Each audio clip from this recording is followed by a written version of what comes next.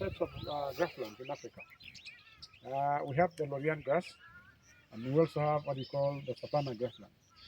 So if you find a savanna buffalo, it's much well built compared to the state buffaloes we have around here.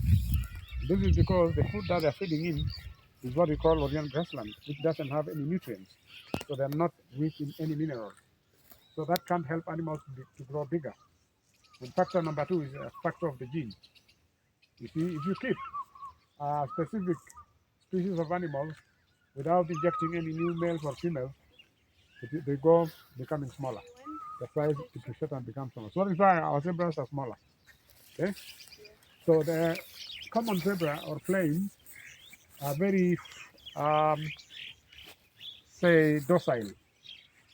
You can come so close, only that you don't touch them.